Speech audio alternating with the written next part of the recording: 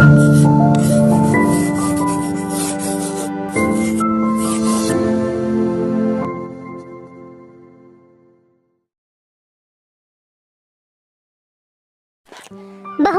അധ്യാപകരെ, പ്രിയപ്പെട്ട കൂട്ടുകാരെ, ഇന്ന് ജൂലൈ 5 ബഷീർ അനുസ്മരണ ദിനം. മലയാള സാഹിത്യത്തെ ലോകത്തിന്റെ നെറുകയിലേക്ക് ഉയർത്തിയ ഇതിഹാസതുല്യനായ കഥാകാരനാണ് വൈക്കം മുഹമ്മദ് ബഷീർ. ബേപ്പൂർ സുൽത്താൻ എന്ന അപരനാമത്തിൽ അദ്ദേഹം അറിയപ്പെട്ടു. 1908 ജനുവരി 21 കോട്ടയം ജില്ലയിലെ വൈക്കത്തിനടുത്ത് തലയോലപ്പറമ്പിലാണ് മഹാനായ എഴുത്തുകാരനായ വൈക്കം മുഹമ്മദ് ബഷീറിന്റെ ജനനം. ബാല്യത്തിൽ തന്നെ ഗാന്ധിയൻ ചിന്തകളിലും ആദർശങ്ങളിലും ആകൃഷ്ടനായി തീർന്നിരുന്നു. സ്വാതന്ത്ര്യ സമര രംഗത്ത് പ്രവർത്തിക്കുകയും ഉപ്പു സത്യാഗ്രഹത്തിൽ പങ്കെടുത്ത് ജയിൽവാസം അനുഭവിക്കേണ്ടി വരികയും ചെയ്തിട്ടുണ്ട് അദ്ദേഹത്തിന്.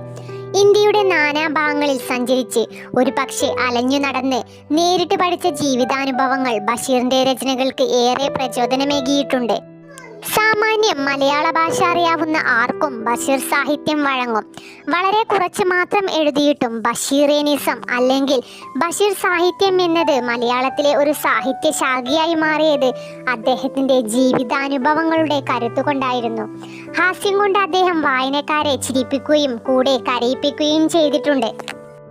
1970 സാഹിത്യ അക്കാദമി അവാർഡിന് അർഹനായി ബഷീർ. 1982 പത്മശ്രീ പുരസ്കാരം നൽകി രാഷ്ട്രം മഹാസാഹിത്യകാരനെ ആദരിച്ചു. അതേ വർഷം തന്നെ കേന്ദ്ര സാഹിത്യ അക്കാദമി അവാർഡും അദ്ദേഹത്തെ തേടിയെത്തി.